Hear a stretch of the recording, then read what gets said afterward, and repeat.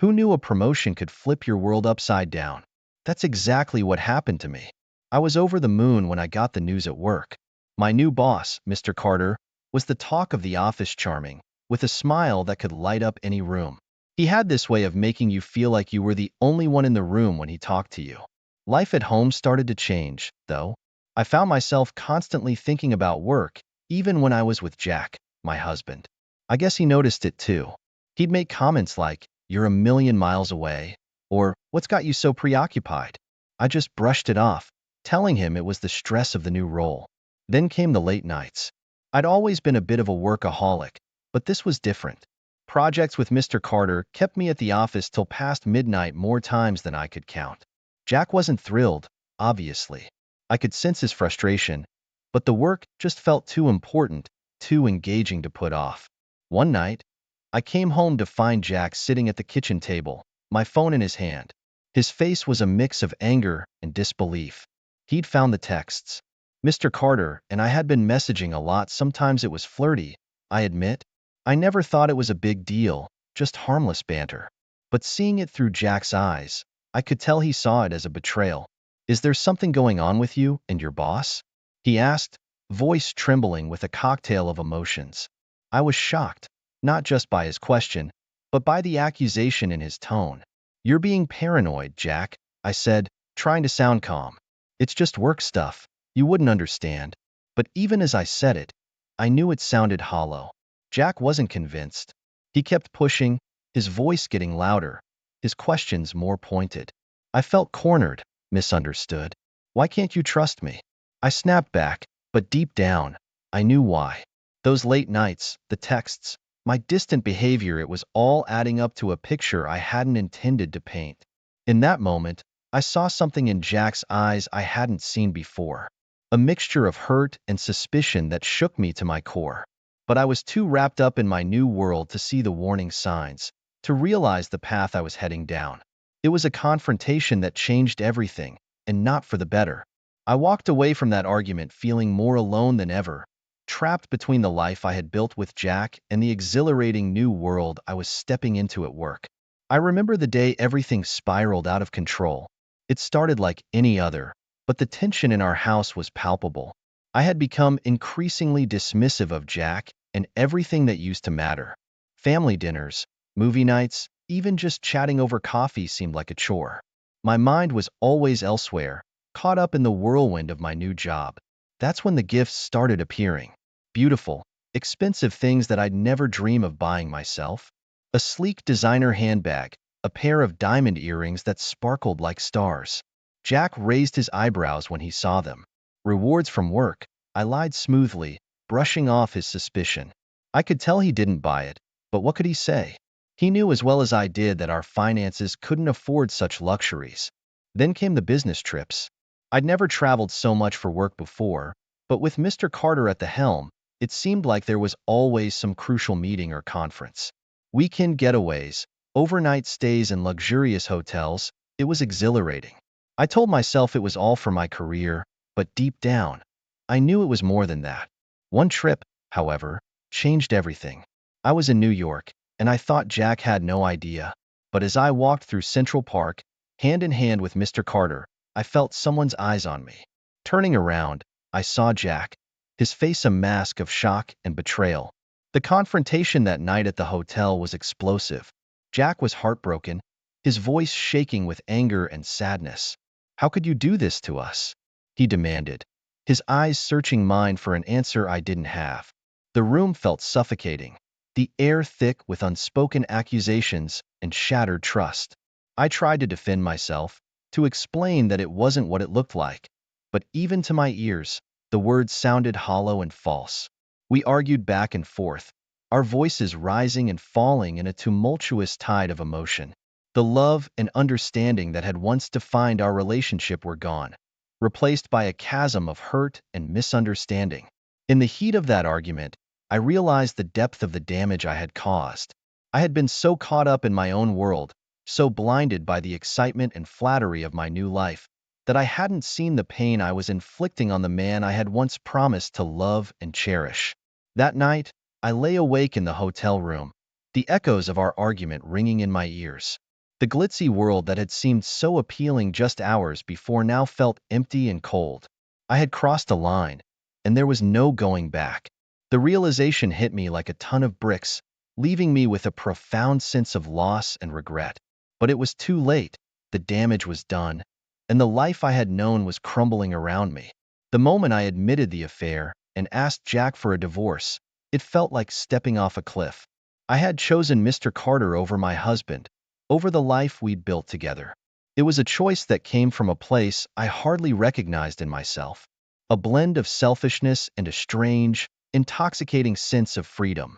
The fallout was immediate and explosive. Friends and family were shocked. My sister cried when I told her, asking how I could throw away my marriage like this. My parents were a mix of anger and disappointment. Whispers and rumors swirled through our social circles, each retelling adding to the drama and scandal. It was like watching a wildfire, knowing I was the one who had struck the match. The divorce proceedings started soon after. I went through the motions, my lawyer handling most of it. I was detached, almost numb, as if watching someone else's life unravel. I showed no remorse in those meetings, my mind fixed on the future I had convinced myself I wanted. Moving in with Mr. Carter felt like stepping into an alternate reality. Our home was luxurious, everything sleek and modern. But it was also stark, lacking the warmth and memories of the home I had shared with Jack. I kept telling myself this was what I wanted, that this new life would bring me happiness. But at night, in the quiet, doubts whispered in the back of my mind. Then came the custody hearing. Jack won full custody of our children. The judge's decision hit me like a physical blow. I had been so wrapped up in my own world that I hadn't seen the full impact of my choices. During the hearing, evidence of my negligence, my absence from my children's lives, was laid bare. The look of hurt and betrayal on Jack's face, the confused and sad expressions of our kids, it was a mirror reflecting a truth I had been avoiding. Losing my children was the hardest part. I realized too late that amidst the chaos of my affair and the divorce, I had lost the most precious part of my life. My visits with them were short, awkward, filled with unspoken questions and resentments. I watched them grow distant, turning to Jack for the love and support they used to find in me. This chapter of my life was marked by loss. The loss of my marriage, my family, my friends, and a part of myself I wasn't sure I could ever get back. As I settled into my new life with Mr. Carter, I couldn't shake the feeling of emptiness, the sense that I had traded everything that mattered for a fleeting illusion of happiness. And with each passing day, the reality of what I had done weighed heavier on my heart. I never imagined that my affair would explode into a public scandal, but when Mr. Carter's wife discovered us, it was like a bomb had gone off. Overnight, my personal life became front-page gossip. I could feel the eyes on me every time I stepped out of the house, each glance a silent judgment.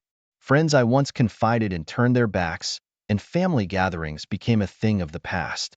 It was a loneliness I had never known, and it stung with every breath I took. At work, the fallout was just as harsh. My promotion, once a symbol of my hard work and dedication, vanished. I was demoted, a move that felt both humiliating and deserved. Walking through the office, I could feel the change in how my colleagues saw me. Whispers followed me like shadows, and the respect I had worked so hard to earn evaporated in an instant. Meanwhile, Jack was putting his life back together. Through social media and mutual friends, I saw glimpses of his transformation. He became more involved with the kids, their smiles and photos a stark contrast to the strained expressions I remembered. He excelled at work, earning accolades and promotions. It was a painful reminder of the life I had left behind, a life filled with love and stability that I had traded for a fleeting fantasy. As for my relationship with Mr. Carter, the trust that had once bound us began to unravel. The scandal had scarred us both, but in different ways. He became distant, his once warm gaze now cold and calculating. I could feel him pulling away, retreating into a shell I couldn't reach. Our conversations turned into a series of accusations and defenses, a far cry from the easy banter we once shared. Then, the inevitable happened. Mr. Carter ended our relationship. It was a brief conversation, devoid of the emotion that had once fueled our connection. I was left reeling, the finality of his words echoing in my mind. In that moment, I realized how much I had lost my husband, my family, my career, and now the man for whom I had risked it all. I was devastated, but more than that, I was lost. The future I had envisioned, built on dreams and desires, had crumbled to dust. The irony wasn't lost on me in my pursuit of happiness. I had ended up more alone than ever. The reality of my choices settled around me like a heavy shroud, and I struggled to find a way forward in a world that seemed to have turned its back on me. That chapter of my life closed with a painful finality, leaving me to face the consequences of my actions. It was a harsh lesson in the cost of betrayal, a reminder that the grass isn't always greener on the other side. And as I picked up the pieces of my shattered life, I couldn't help but wonder if I would ever find a way to move on from the wreckage I had created. In the aftermath of everything, I found myself grappling with a harsh reality. Desperate and alone, I reached out to Jack, hoping for some kind of reconciliation. I guess a part of me clung to the hope that we could rebuild what I had so carelessly shattered. But when we met, his refusal was firm, his words final. There was no anger in his voice, just a quiet resignation that cut deeper than any argument.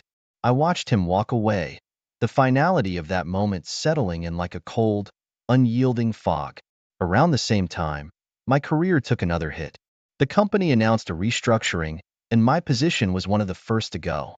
Standing there, with the severance package in hand, I felt a wave of panic.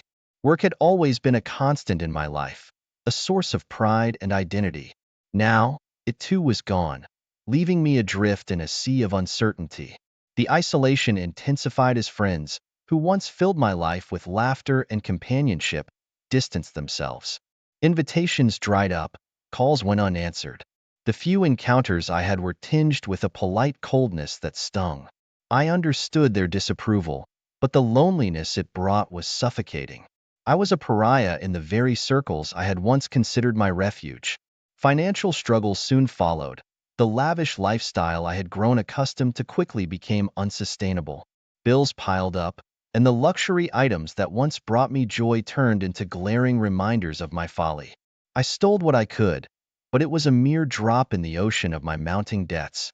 Each compromise, each sale, was a small surrender to my new reality. Meanwhile, I watched from afar as Jack's life flourished. His career, which had once taken a back seat to mine, was now thriving. He was respected in his field, his success evident in every update I saw online. The contrast between our lives couldn't have been starker. While he was building a life filled with achievements and recognition, I was unraveling, losing everything I had once held dear. This chapter of my life was marked by a series of losses: my husband, my job, my friends, and the lifestyle I had taken for granted. Each loss was a blow, stripping away the layers of my identity until I was left facing a version of myself I hardly recognized.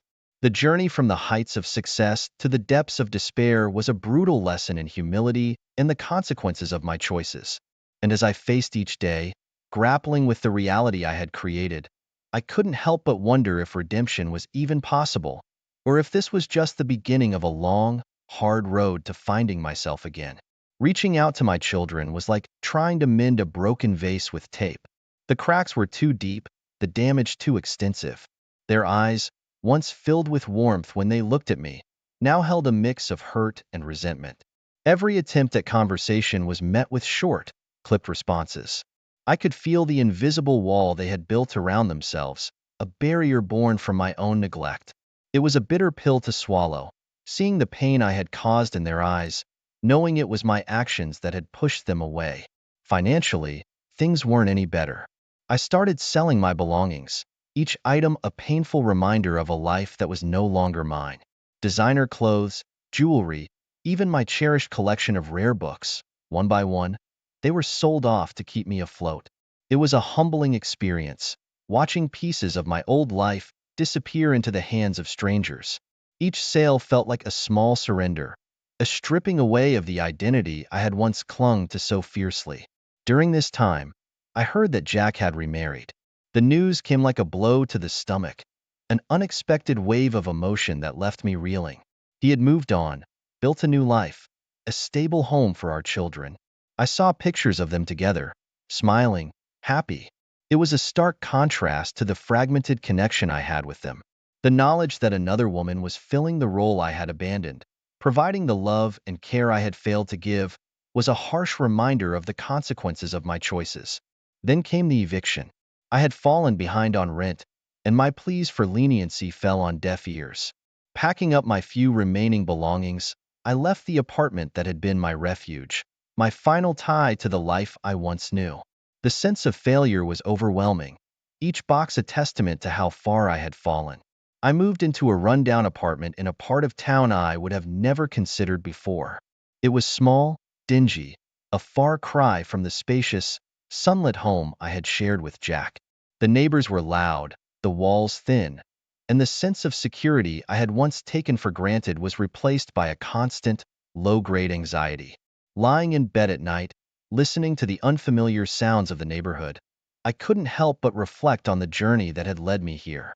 This chapter of my life was marked by loss and hardship, the painful process of trying to reconnect with my children, the humbling experience of selling my possessions, the stark reality of eviction, and the loneliness of a cheap apartment. Each was a step in a journey I never expected to take.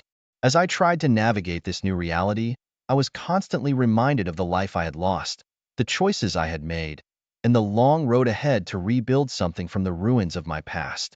Hey everyone, I hope you're enjoying the video so far. If you do, please take a moment to hit that like button.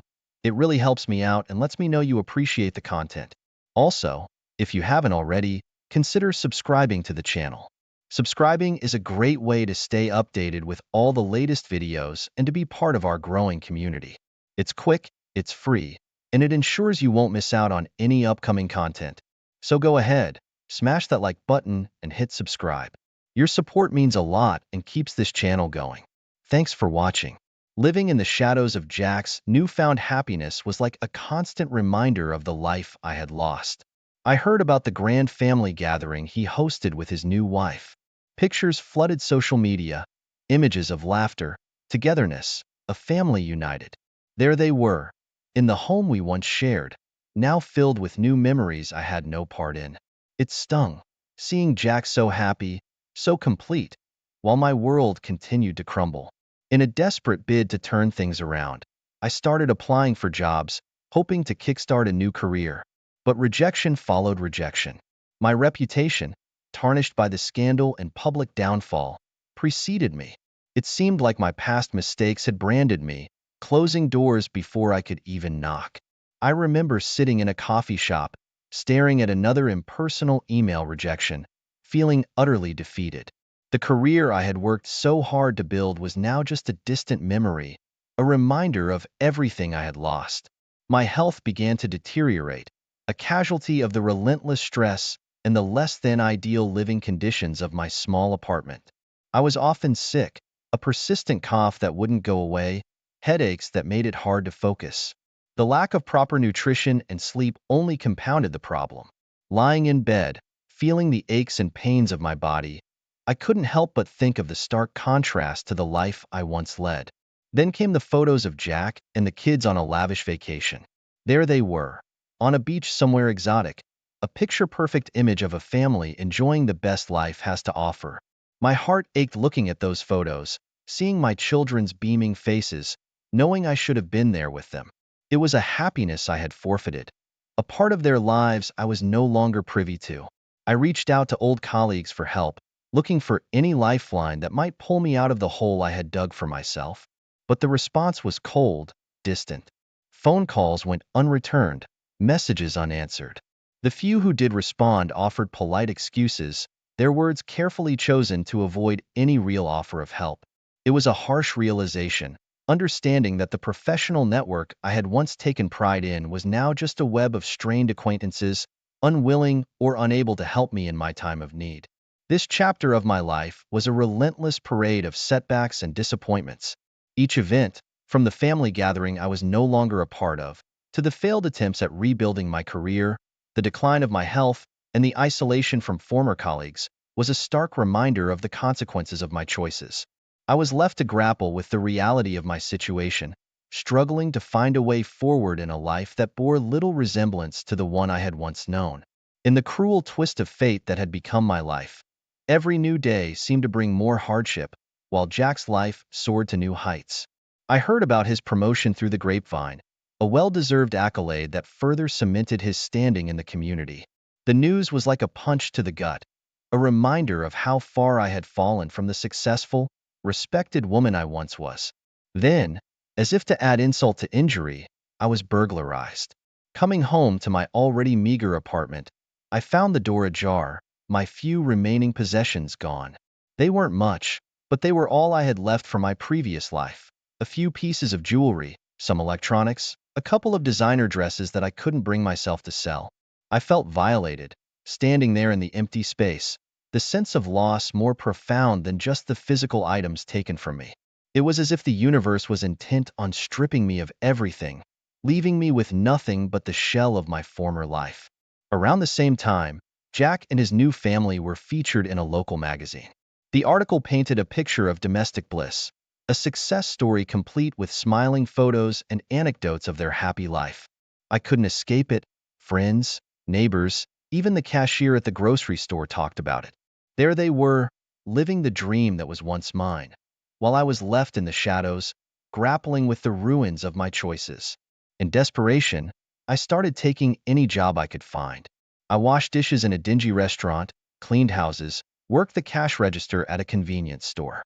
Each job was a far cry from the boardrooms and power suits of my past, a humbling experience that chipped away at my pride with each passing day. The work was hard, the hours long, and the pay barely enough to keep me afloat. But it was all I had, the only thing standing between me and complete destitution. Amidst all this, I tried to reach out to my children, to bridge the chasm that had grown between us. But their refusal cut deep. They didn't want to see me, didn't want to talk to me. The pain in their voices was clear, a mixture of anger and disappointment that I couldn't blame them for. It was a rejection that solidified my isolation, a stark reminder of the family I had once had and the stark reality of my life now. This chapter of my life was a relentless struggle, a daily battle to survive and face the consequences of my past actions. The contrast between my life and Jack's was a bitter pill to swallow, each new development a reminder of the stark difference between our paths. As I navigated the challenges of menial jobs, dealt with the emotional pain of losing my belongings, and grappled with the rejection from my children, I was constantly reminded of how far I had strayed from the person I once was. The journey was a hard one, filled with moments of despair and loneliness, but it was the path I had chosen, and now I had to walk it, one difficult step at a time. It felt like I was living in a parallel universe, where every success of Jack's mirrored a failure in my life. The news of him receiving a community award was just another reminder of our diverging paths. There he was, recognized and celebrated for his contributions, a pillar of the community. Meanwhile, I was struggling to keep my head above water, a far cry from the woman who once stood by his side. Health issues started creeping up on me, making it increasingly difficult to maintain steady employment. The long hours and physical strain of the menial jobs I had taken on began to take their toll. I was frequently ill, which led to missed workdays and, eventually, lost jobs.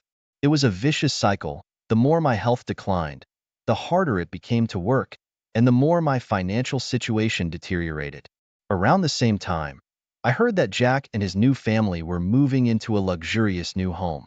The images on social media showed a beautiful, spacious house, the kind of place I once called home.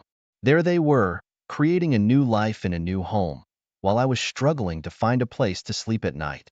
The contrast between our lives couldn't have been more stark. Then, as if to add insult to injury, I faced eviction again. With no steady income and mounting bills, I couldn't keep up with the rent. Packing up the few belongings I had left, I left the apartment that had been my refuge in my downward spiral. The shelter was my last resort, a place I never imagined I'd end up. The first night there, lying on a thin mattress in a room filled with strangers, I couldn't help but reflect on the surreal turn my life had taken. Meanwhile, Jack's children, my children, were thriving. I saw updates online, pictures of them excelling in school, winning awards, smiling in their extracurricular activities. They looked happy, well-adjusted, a testament to the stable life Jack had provided.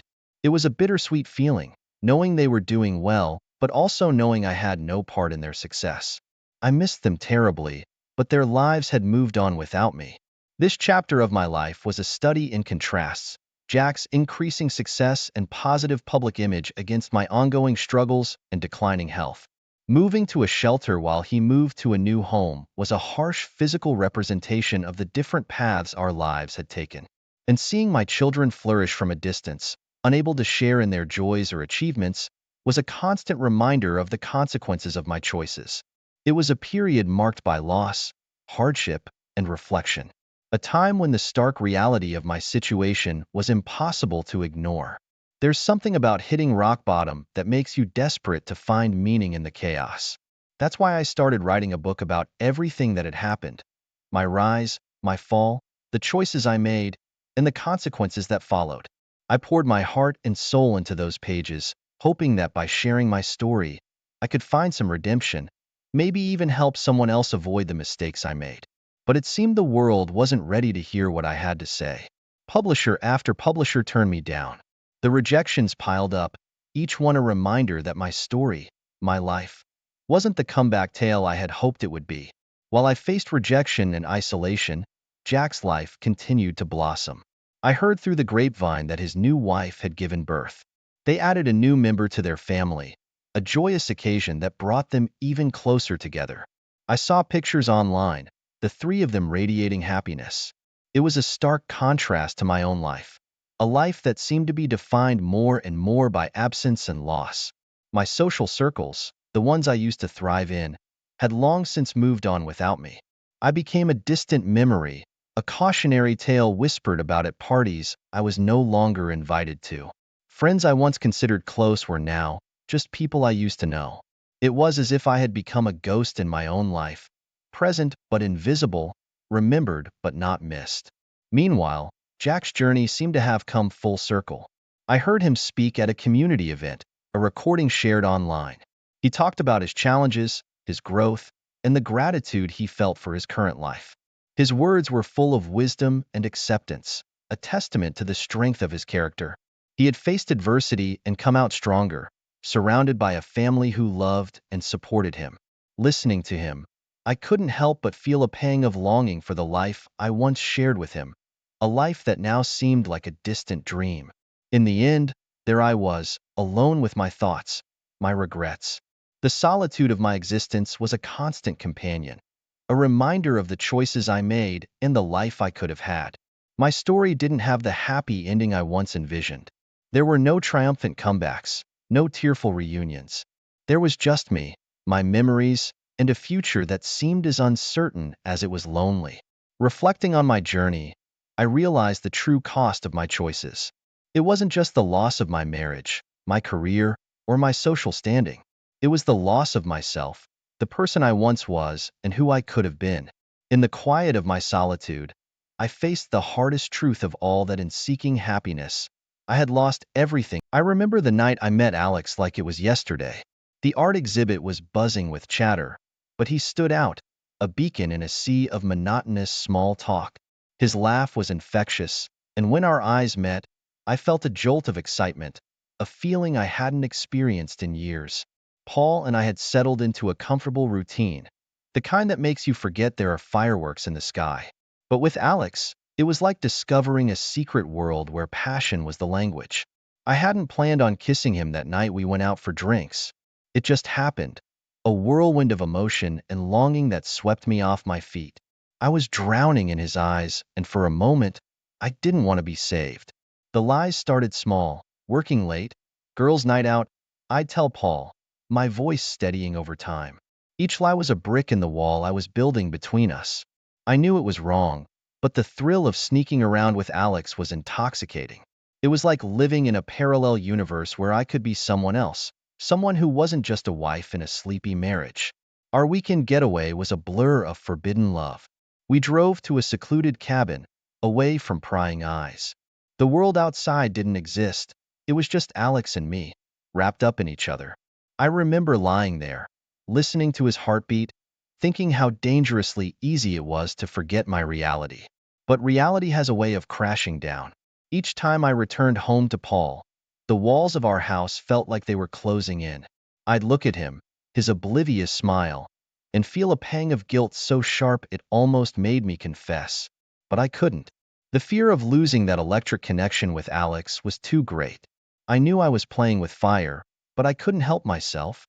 Alex was like a drug, and I was hopelessly addicted.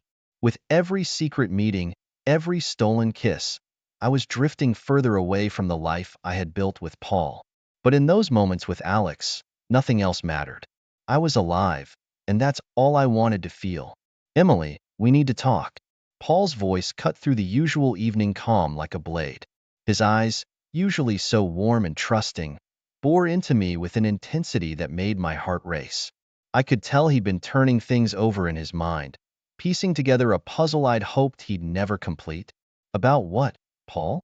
I tried to sound nonchalant, but my voice betrayed a hint of nervousness.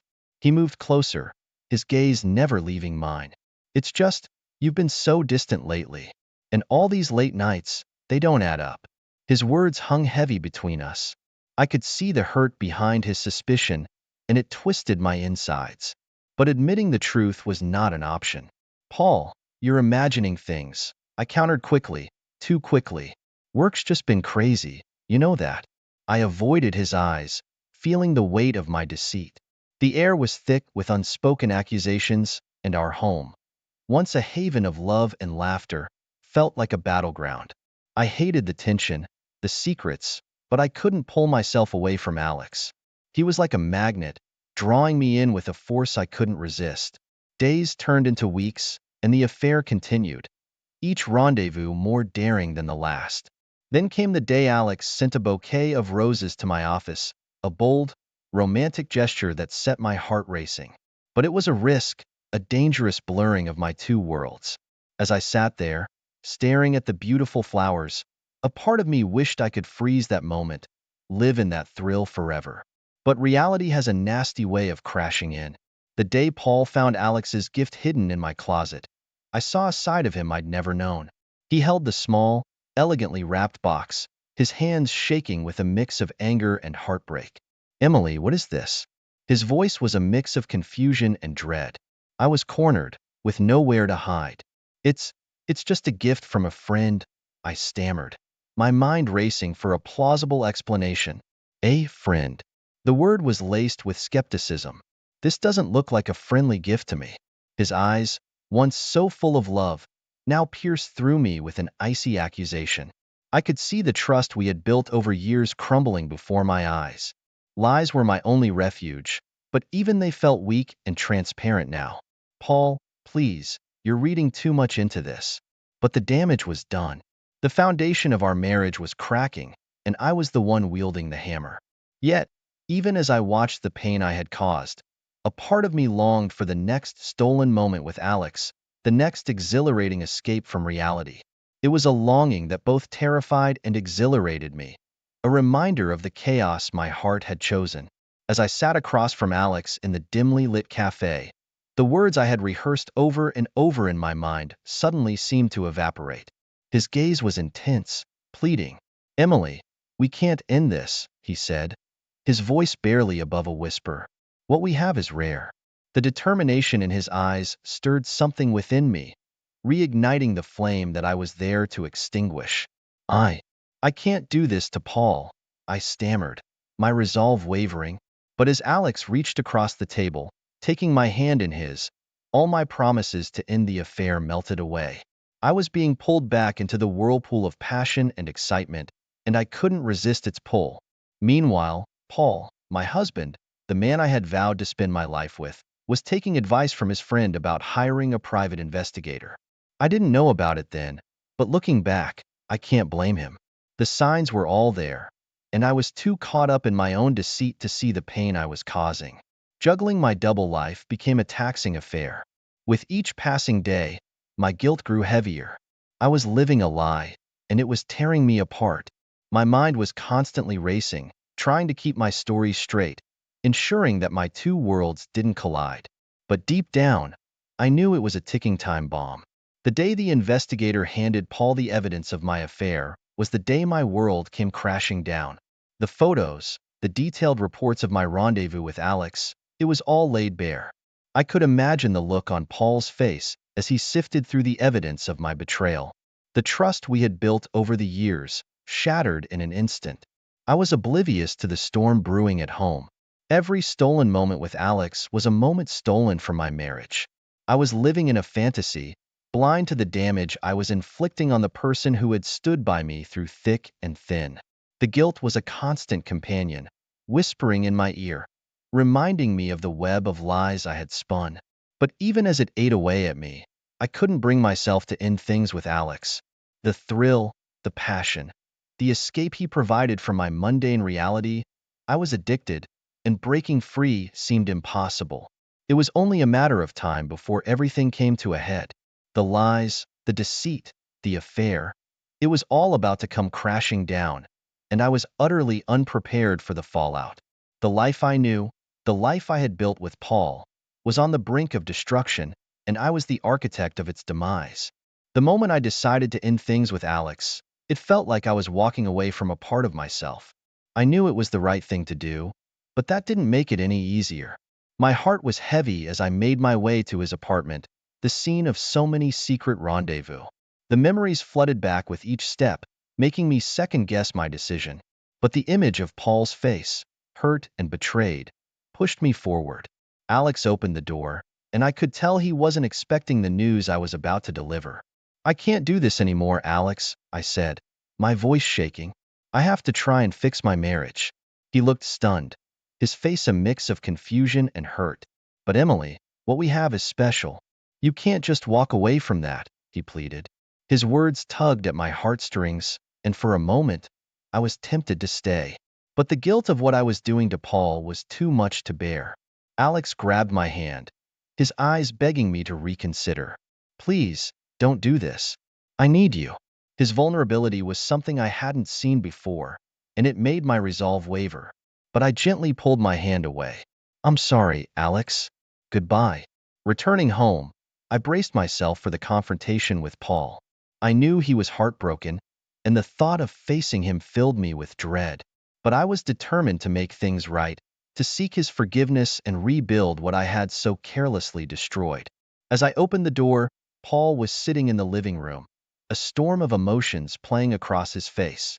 "We need to talk," he said, his voice heavy with pain.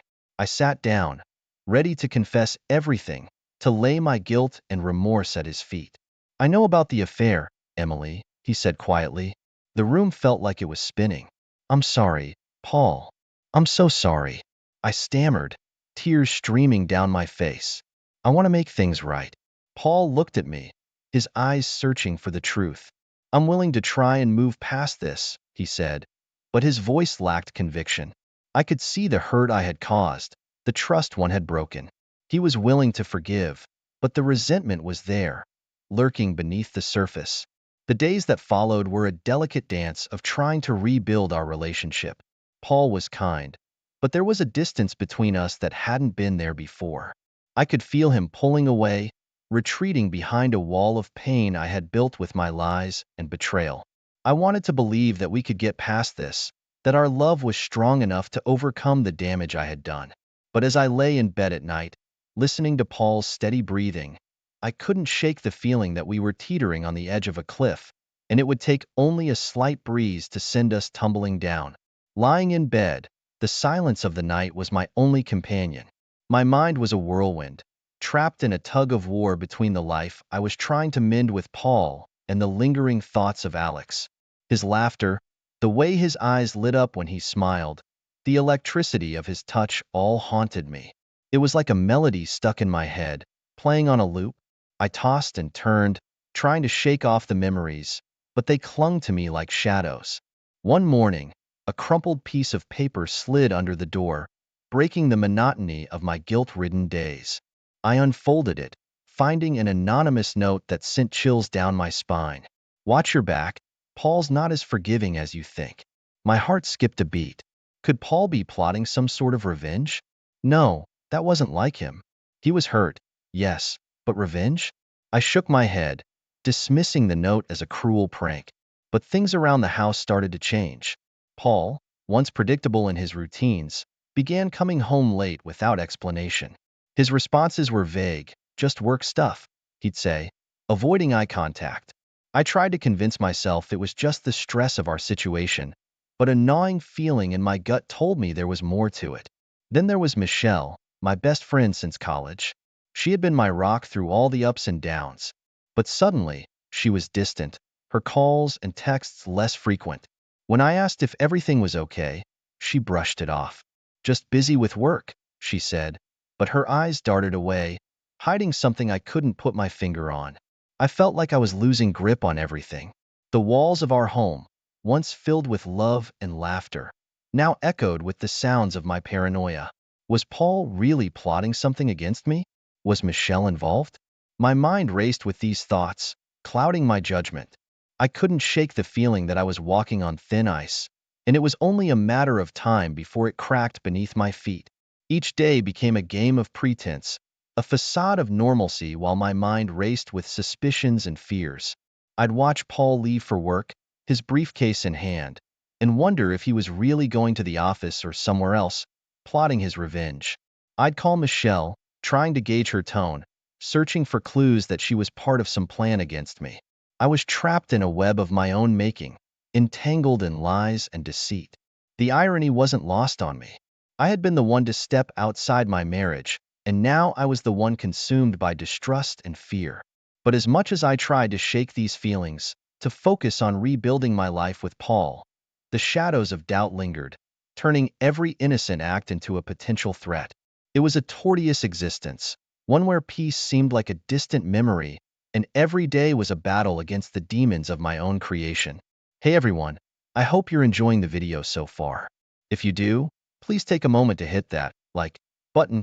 It really helps me out and lets me know you appreciate the content. Also, if you haven't already, consider subscribing to the channel. Subscribing is a great way to stay updated with all the latest videos and to be part of our growing community. It's quick, it's free, and it ensures you won't miss out on any upcoming content. So go ahead, smash that like button and hit subscribe. Your support means a lot and keeps this channel going. Thanks for watching. I never thought I'd see them together, Paul and Michelle, my husband and my best friend, sitting across from each other in that cozy corner of our favorite cafe. The sight sent a cold shiver down my spine. They were laughing, their heads bowed close in a way that screamed, more than friends. My heart pounded against my chest as I watched, hidden behind a newspaper. Later that day, I confronted Michelle. What's going on with you and Paul? My voice was a mix of anger and hurt. She looked at me, her eyes wide with feigned innocence. Nothing, Emily. He's just been a good friend, especially with everything you've put him through. Her words stung, but her denial didn't convince me. Something was off, and it wasn't just my paranoia.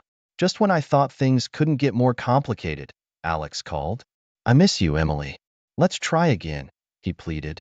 His voice, once a siren's call, now sounded distant and foreign. No, Alex, I replied firmly. I need to fix my marriage. Ending the call, I felt a sense of resolve. Despite the chaos, I needed to mend things with Paul. But my world continued to unravel. One evening, while looking for an old photograph in our bedroom, I stumbled upon a hidden phone in Paul's drawer. My hands trembled as I flipped it open. The contact list was a string of unknown names and numbers. My mind raced with questions. Was this his way of getting back at me? A secret life in retaliation for my affair? Each discovery, each secret unveiled, was like a piece in a jigsaw puzzle of betrayal and deceit. The more I found out, the less I felt I knew Paul, the man I married. The foundation of our marriage, already cracked and fragile, seemed to crumble a little more with each passing day. I lay in bed that night, staring at the ceiling, the hidden phone burning a hole in my mind. The silence of the room was deafening, broken only by Paul's steady breathing next to me. I felt trapped in a labyrinth of lies and secrets, each turn leading to more questions than answers. The trust that once bound us together had frayed, leaving us both on edge, strangers under the same roof. When Paul suggested a romantic weekend getaway, It felt like a glimmer of hope in the gloom that had become our marriage. Maybe this is a chance to start fresh, I thought, trying to brush aside the nagging doubts and suspicions that had become my constant companions. As we drove to the countryside, the silence in the car was palpable. I tried to initiate conversation, but Paul's responses were curt, his gaze fixed on the road ahead. The man I once knew, who could make me laugh with a single word, seemed like a distant memory.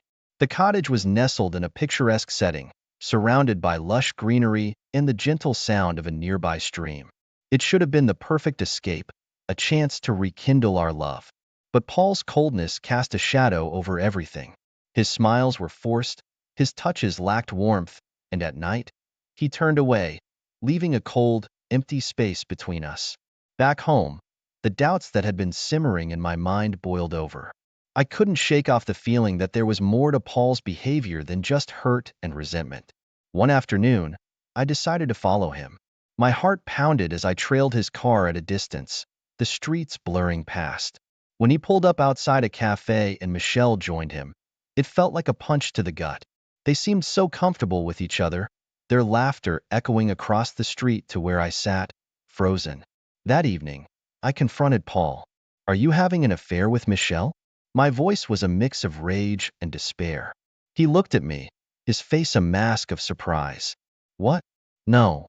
Emily, you're being paranoid." His denial was firm, but his eyes, once an open book, were now unreadable. I couldn't let it go. The pieces just weren't adding up.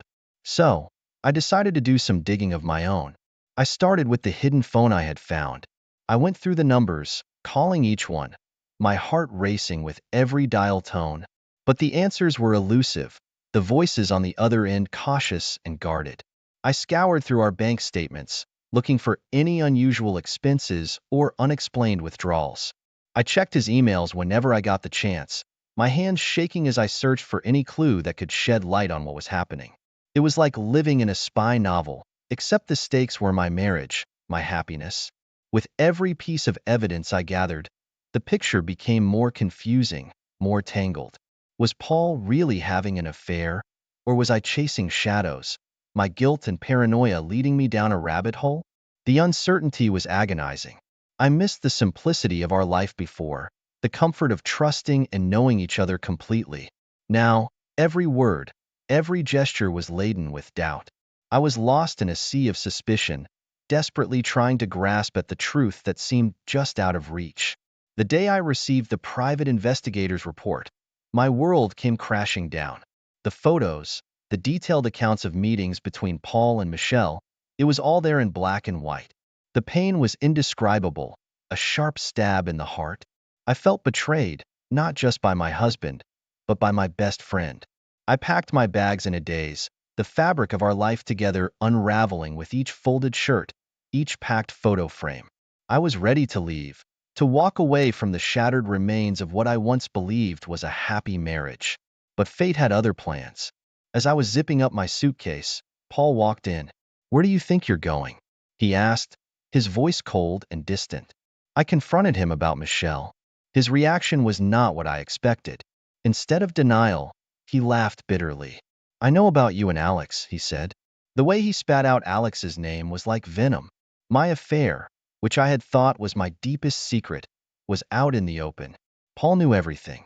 The argument that followed was explosive, a release of pent-up anger and hurt. "I did it for revenge," he admitted, his eyes blazing with a mix of pain and triumph. "How does it feel, Emily, to be cheated on?" I was speechless. The revelation that his affair was a calculated act of revenge was a blow I hadn't anticipated. The room spun around me as magnitude of his betrayal sank in. This was not the man I married. This was someone else, someone consumed by hurt and a desire for retribution. In a whirlwind of emotion, I decided to confront Michelle. I needed answers. I needed to understand why. Why she, my closest friend, would betray me in the most unimaginable way. I found her at her apartment, the door opening to a face that was once so familiar, now marred by guilt. "Michelle, how could you?" My voice cracked with a mix of anger and heartbreak. She looked away, unable to meet my gaze. "I'm sorry, Emily," she whispered. But her words were empty, void of the sincerity and warmth that once defined our friendship. The conversation that followed was a blur of accusations and tearful apologies. But no words could undo the betrayal. No apology could mend the broken trust. As I left her apartment, the finality of the situation settled in. My marriage was over. My friendship with Michelle was irreparably damaged, and my life as I knew it was in ruins. I drove aimlessly, the city lights blurring past as I tried to make sense of it all. The pain of betrayal was overwhelming, a tidal wave that swept away all the love and trust one once held dear. I was alone, adrift in a sea of betrayal and heartache, the future uncertain and dark. After my confrontation with Michelle, I sat in my car, stunned. I always knew about you and Alex, she had said, her voice devoid of the warmth it once had. The betrayal cut deeper knowing she had been aware of my affair all along. I felt isolated, like I was in a free fall with no one to catch me. In a moment of desperation, I reached out to Alex. He had been my escape, my haven in times of turmoil. But when I called him, his voice was distant, a stark contrast to the warmth and urgency it once carried. Emily, I've moved on, he said, his words like a cold slap. I can't do this anymore. I felt a sharp pang in my chest, the final thread of my old life snapping. The following weeks were a blur. The strain of my personal life bled into my professional life. I couldn't focus, missing deadlines and meetings. My boss called me into his office one afternoon. I'm sorry, Emily, but we have to let you go, he said, his eyes sympathetic yet firm. I nodded, numb. My career, something I had worked so hard for, had crumbled before my eyes. Walking out of the office that day, I felt the weight of the world on my shoulders. My marriage was in ruins. My affair had ended in heartbreak. My best friend had betrayed me, and now, my career was over. I was a pariah, a shadow of the person I once was. I tried reaching out to friends, but their responses were lukewarm, noncommittal. It became clear that they had chosen sides, and it wasn't mine. Whispers of my affair had spread, and I was now the topic of hushed conversations and judgmental glances. The friends I once laughed with, shared secrets with, were now just more faces in a crowd that was turning its back on me. As I sat alone in my now too quiet apartment, the reality of my situation hit me.